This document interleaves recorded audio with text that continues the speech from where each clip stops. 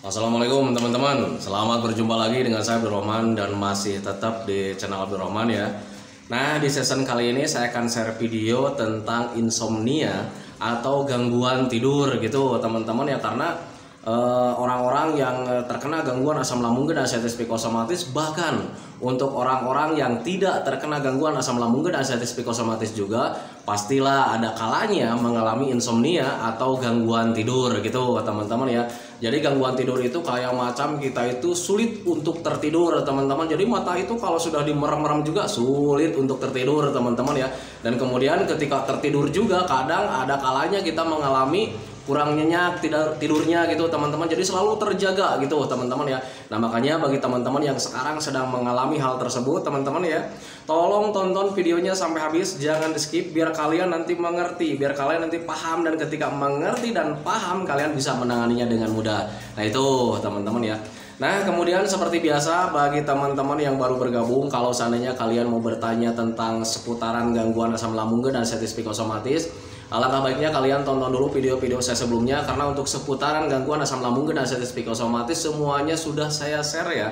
Dari mulai cerita saya yang terkena gangguan asam lambung dan anxiety psikosomatis, kemudian merasakan 1001 macam sensasi yang sangat tidak nyaman, itu sudah di-share teman-teman ya. Dan kemudian bagaimana cara menangani setiap sensasi yang hadir, itu juga sudah di-share. Nah, makanya biar lebih jelas, biar lebih detail, alangkah baiknya kalian tonton dulu video-video saya sebelumnya. Nah, itu teman-teman ya. Dan kemudian bagi teman-teman yang baru bergabung juga, seperti biasa, kalau seandainya kalian belum subscribe channelnya, mohon videonya itu di subscribe dulu, karena untuk subscribe itu tidak memerlukan biaya, tidak memerlukan pendaftaran. Jadi subscribe itu adalah hal yang sangat mudah sekali bagi teman-teman lakukan ya. Jadi teman-teman itu cukup memijit saja tulisan subscribe, biar kenapa? Jujur ya, biar videonya itu cepat berkembang dengan baik. Dan kalau seandainya videonya itu berkembang dengan baik, sudah barang tentu itu akan menambah semangat tersendiri buat saya untuk terus nge-share tentang seputaran gangguan asam lambung dan anxiety psikosomatis ini terhadap kalian.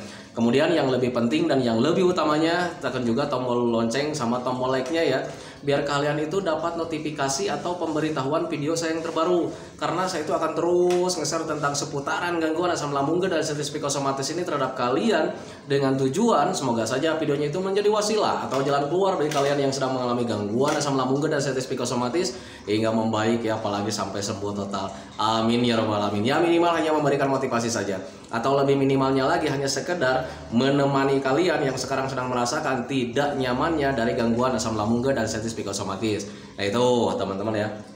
Nah, kembali lagi ke topik utama teman-teman ya. Untuk insomnia atau gangguan tidur gitu teman-teman, sulit tertidur itu, jangankan untuk orang-orang yang terkena gangguan asam lambung dan anxiety psikosomatis, bahkan untuk insomnia atau gangguan tidur itu berlaku buat semua orang gitu teman-teman. Jadi ada kalanya kita itu sulit untuk tertidur, ada kalanya kita itu kurang nyenyak tidurnya. Nah, itu teman-teman ya. Nah, makanya bagi teman-teman yang sekarang sedang mengalami hal tersebut, alangkah baiknya kalian cari tahu dulu penyebabnya teman-teman, biar kalian itu bisa menanganinya dengan mudah. Kenapa saya katakan dengan mudah? Karena kalau misalnya kita paham, kalau misalnya kita mengerti penyebabnya, untuk insomnia itu sebetulnya mudah kita tangani teman-teman ya. Dulu juga saya begitu teman-teman, saya mengalami insomnia itu dulu saat terkena gangguan asam lambung dan anxiety psikosomatis. Dan dulu juga sebelum terkena gangguan asam lambung dan anxiety psikosomatis, saya juga dulu pernah mengalami gangguan sulit tidur gitu teman-teman. Jadi untuk tidur itu agak sulit juga. Nah, itu teman-teman ya. Nah, tetapi berbeda ketika memahami penyebabnya, mengerti tentang penyebabnya, kemudian tahu jalan keluarnya, ya kita itu mudah untuk menanganinya. Nah, itu teman-teman ya. Nah, untuk insomnia atau sulit tertidur itu biasanya ada beberapa penyebab teman-teman ya. Yang pertama, kalau seandainya kita sakit. Nah, itu teman-teman, penyebab yang pertama kalau seandainya kita sakit. Jadi ketika sakit itu ya bisa menyebabkan kita itu sulit tidur gitu teman-teman ya. Mau tertidur gimana ya? Kita selalu rasakan tentang sakit ya. Nah, itu teman-teman ya. Jadi wajarnya ke sana gitu teman-teman ya. Jadi ketika kita sulit tertidur itu ada kalanya ketika kita sedang sakit. Tengok orang yang sedang sakit itu pasti sulit tertidur. Nah, makanya ketika kalian sulit tertidur kemudian sedang mengalami sakit, ya terima saja teman-teman ya, karena itu memang penyebab kalian sulit tertidur. Dulu juga sama saya begitu gitu teman-teman. Jadi ketika ada sakit ya pasti ya kita itu sulit untuk tertidur. Nah, itu yang pertama. Yang kedua, Sepengalaman saya terkena insomnia itu dulu ketika sulit tertidur itu ya karena ada efek stres gitu teman-teman ya. Jadi ketika kita tertidur itu ya walaupun misalkan mata dimerem-merem juga gitu teman-teman, HP sudah dimatiin, lampu sudah dimatiin, TV sudah dimatiin, semuanya sudah tenang gitu teman-teman ya, tetapi untuk tertidur itu agak sulit juga gitu teman-teman ya. Nah, kenapa ketika kita walaupun sedang sehat gitu teman-teman, tidak ada sakit gitu, tetapi ada kalanya kita mengalami sulit tidur itu bisa karena efek stres atau terlalu banyak pikiran gitu teman-teman. Karena ketika kita mau tertidur, kalau seandainya pikiran kita itu traveling kemana-mana atau jalan-jalan kemana-mana teman-teman ya, kita itu nggak rileks ya, tidak rileks, kemudian ya sulit untuk tertidur.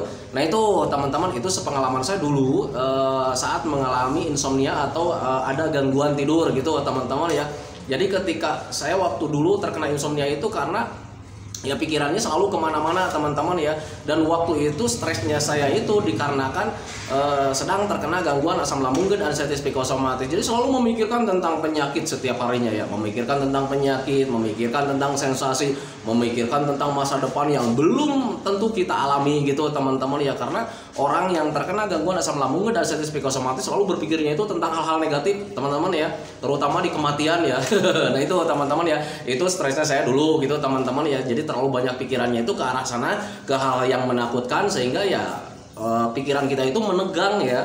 Jadi traveling kemana-mana ya, akhirnya ya sulit untuk tertidur karena ya nggak rileks ya. Nah itu teman-teman, itu penyebab yang kedua. Jadi bagi teman-teman juga, kalau seandainya kalian sekarang sedang mengalami sulit tidur, coba ingat-ingat apakah pikirannya itu selalu traveling kemana-mana, atau misal selalu jalan-jalan kemana, entah itu memikirkan tentang penyakit, entah itu memikirkan tentang pekerjaan, entah itu memikirkan tentang rumah tangga dan sebagainya teman-teman ya. Kalau seandainya kalian selalu berpikir ke arah sana, ya pasti akan mengalami sulit tidur. Nah itu teman-teman ya.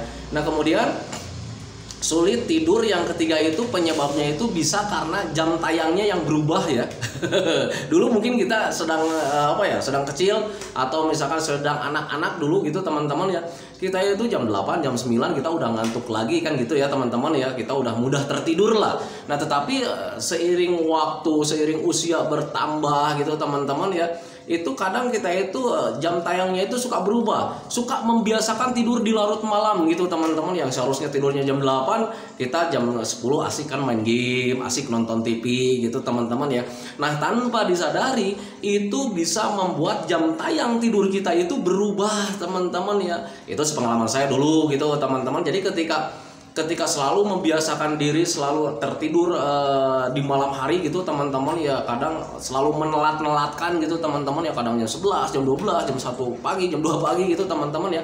Dan tanpa disadari itu jadwal tidur kita itu berubah dengan sendirinya teman-teman ya. Nah makanya bagi teman-teman yang sekarang sedang mengalami sulit tertidur, kalau seandainya kalian selalu membiasakan selalu membiasakan tertidur di malam hari terlalu larut gitu teman-teman ya, nah itu justru akan merubah jam tayang kalian. Nah kalian itu ya wajar, makanya ketika kalian itu sulit untuk tertidur di awal-awal gitu teman-teman, misalkan karena sudah terbiasa tidurnya itu di jam 2 jam 1 gitu, jadi untuk tertidur dari jam 8 itu sulit kembali gitu teman-teman ya, karena jadwalnya sudah berubah. Nah itu teman-teman ya. Nah kemudian sekarang sulit tidur itu ada kalanya kita itu mengalami tidurnya itu kurang nyenyak gitu teman-teman ya. Jadi ketika kita sudah tertidur nih, ada kalanya ya kita terjaga lagi gitu teman-teman ya, karena ya pasti mengalami hal seperti itu teman-teman ya. Jangankan untuk orang-orang yang terkena gangguan asam lambung dan anxiety psikosomatis teman-teman, orang yang normal saja pasti mengalami hal seperti itu teman-teman ya. Kita sulit tidur, tetapi ada kalanya kita mudah tertidur, ada kalanya juga kita itu ya tidurnya itu kurang nyenyak. Nah biasanya tidur kurang nyenyak itu teman-teman, sepengalaman saya itu bisa karena yang pertama hal sepele sih sebetulnya teman-teman ya, karena mungkin kita itu ada lapar gitu teman-teman, jadi asupan untuk tubuhnya itu tidak terpenuhi teman-teman. Mari flashback kejadian dulu lah bagi teman-teman yang sekarang sedang mengalami insomnia. Apakah dulu juga ketika kalian lapar pasti terjaga dan pasti lapar ya? Nah itu teman-teman, jadi kelaparan juga atau misalkan hawa lapar itu bisa mengganggu kualitas tidur kita gitu teman-teman. Makanya pahami saja ke sana.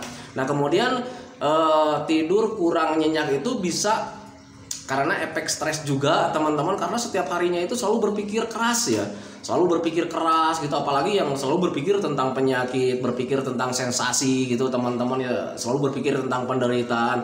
Jadi ada kalanya kita itu ya membayang-bayang gitu teman-teman, yang membayang-bayangkan gitu, selalu berpikir ke arah-arah sana, dan akhirnya tahu-taunya kita tertidur, tapi tiba-tiba kadang 1 jam 2 jam kita terjaga lagi gitu teman-teman ya.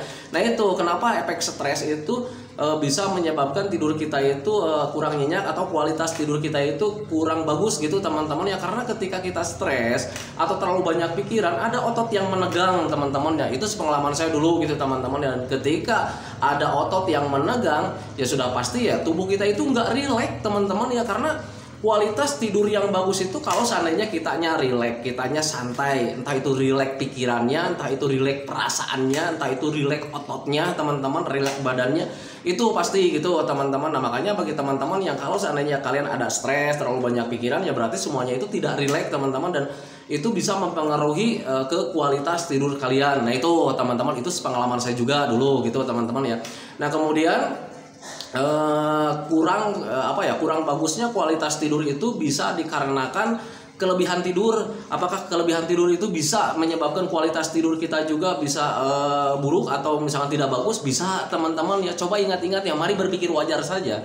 Kalau seandainya orang yang sering tiduran di siang hari atau sering rebahan, kurang bergerak, kurang beraktivitas, ya otomatis ya ketika di malam harinya itu kualitas tidurnya itu kurang bagus juga teman-teman ya. Kita mudah mungkin untuk tertidur, tetapi saat tertidur 1 jam 2 jam kita itu mudah terjaga lagi. Nah itu teman-teman, itu penyebab biasanya seperti itu teman-teman. Pengalaman saya memang seperti itu dulu ya. Jadi ketika siang harinya itu sering rebahan gitu teman-teman ya, malas bergerak gitu ya, sering nonton HP, nonton TV sambil tiduran gitu teman-teman ya. Nah itu justru akan mengurangi kualitas tidur kita di malam hari. Nah itu teman-teman, nah, makanya bagi teman-teman yang sekarang sedang sering-seringnya main HP ya, sering-seringnya malas-malasan di siang hari, sering-seringnya rebahan di siang hari, kalau seandainya kalian sulit tertidur di malam hari, terima saja, wajar saja, karena mungkin kalian kurang aktivitas ketika di siang harinya. Jadi di siang harinya itu karena kalian itu sering rebahan ya, jadi kelebihan untuk tidurannya. Nah itu teman-teman, itu pengalaman saya, makanya pahami saja ke sana. Nah sekarang bagaimana solusinya untuk kita itu terhindar dari insomnia atau sulit tertidur gitu teman-teman ya. Kalau misalkan kita ada efek dari sakit gitu teman-teman ya, kalian ya sakitnya ya harus disembuhkan dulu gitu teman-teman ya, karena ketika kalian selalu masih mengalami sakit ya pasti kalian itu akan sulit tertidur teman-teman ya. Nah itu makanya pahami saja ke sana, wajarnya ke sana teman-teman ya, karena untuk seputaran sulit tidur itu sebetulnya gangguan-gangguan biasa kalau seandainya kita memahaminya. Nah itu teman-teman ya. Nah kemudian itu kalau seandainya dari sakit ya sembuhkan saja sakitnya gitu teman-teman ya. Nah kemudian kalau seandainya kita sulit tertidur karena ada efek stres atau terlalu banyak pikiran teman-teman ya, ya sudah stop saja stresnya, hindari saja terlalu banyak pikirannya gitu teman-teman ya. Caranya bagaimana? Karena untuk orang-orang yang terkena gangguan asam lambung dan situs psikosomatis, bahkan untuk orang normal juga, kalau seandainya kita mau tertidur itu sudah menjadi kebiasaan ya. Pemikiran kita itu selalu traveling kemana-mana ya. Entah itu memikirkan tentang pekerjaan, entah itu memikirkan tentang kegiatan yang tadi kita lakukan, atau misalkan tentang penyakit yang sedang kita derita. Nah itu teman-teman ya.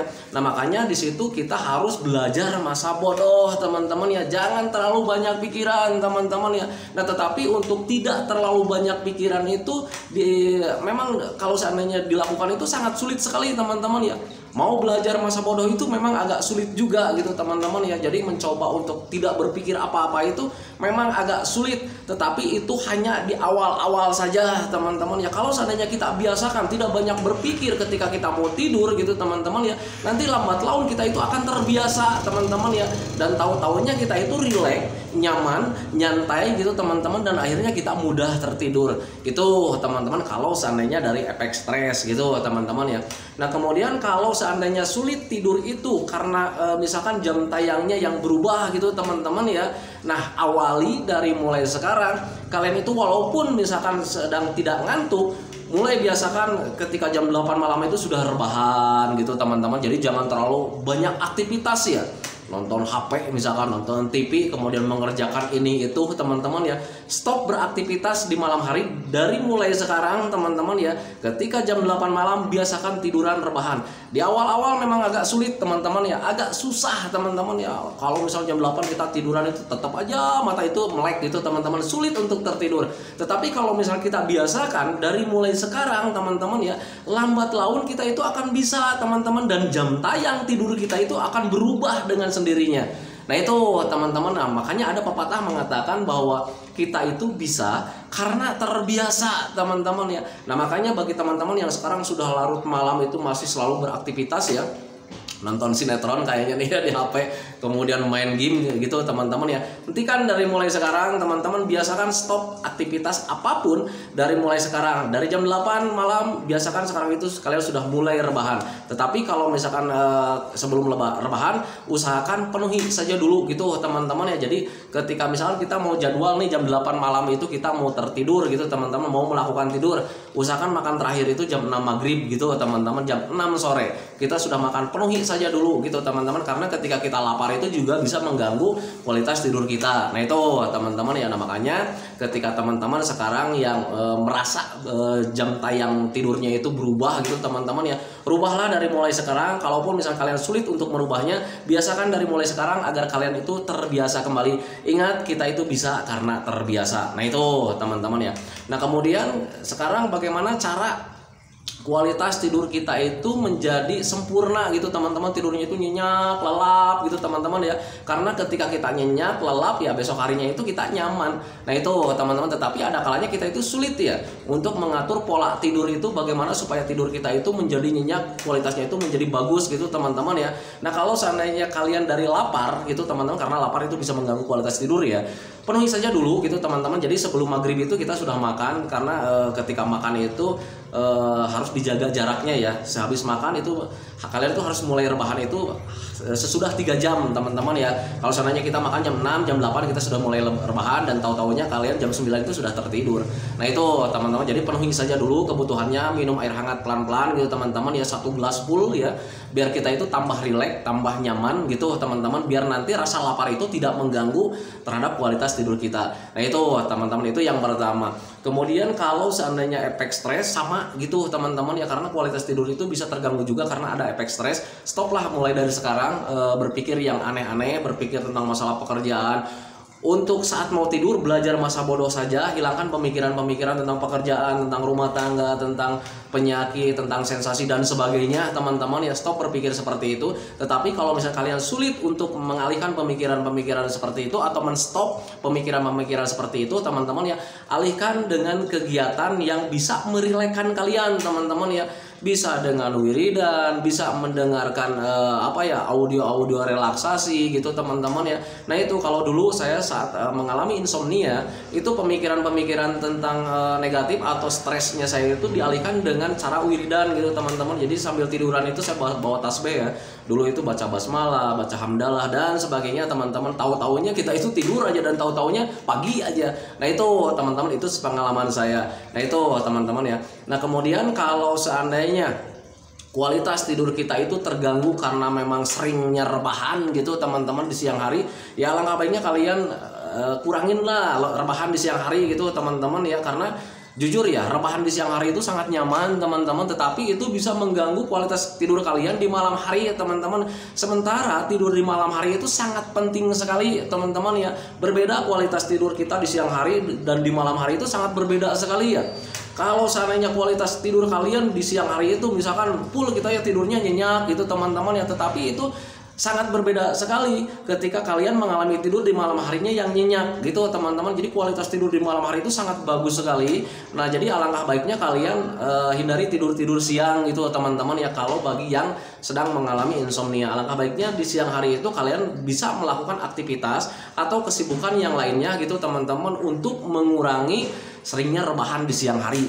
Nah itu teman-teman, itu pengalaman saya dulu gitu teman-teman. Tetapi ya jujur ya, rebahan di siang hari itu sangat nyaman sekali teman-teman ya. Karena ya kalau mengingat cuaca lagi panas kan ya, cuaca lagi panas, lagi panas-panasnya di siang hari itu, kalau mau keluar itu kita ogah ya, ada rasa malas, Jadi enaknya itu rebahan sambil nonton TV teman-teman ya. Nah itu teman-teman sambil nonton HP juga, main game juga gitu teman-teman ya. Nah tetapi tanpa disadari justru itu akan berpengaruh terhadap kualitas tidur kita di malam hari. Nah itu teman-teman ya. Nah itu teman-teman ya video dari saya. Semoga saja videonya itu menjadi wasilah buat kalian. Semoga saja videonya itu menjadi pencerahan buat kalian. Ya minimal hanya sekedar menemani kalian lah yang sekarang sedang merasakan bingungnya tentang kualitas tidur gitu teman-teman ya. Semoga saja menjadi pencerahan buat kalian dan semoga saja hanya sekedar menemani itu. Nah kemudian seperti biasa sebelum saya akhiri videonya, saya selalu mendoakan sama teman-teman itu semoga saja teman-teman itu tetap sehat, tetap kuat, tetap ceria, tetap bahagia, tetap lancar rezekinya gitu teman-teman ya. Karena hal-hal tersebut itu yang paling kita rindukan. Nah itu teman-teman ya. Kemudian seperti biasa sebelum saya akhiri juga, doakan saya juga teman-teman ya agar saya itu tetap sehat, tetap kuat, tetap ceria agar masih bisa tetap menemani kalian. Nah itu teman-teman ya. Santikan videonya teman-teman ya. Assalamualaikum warahmatullahi wabarakatuh.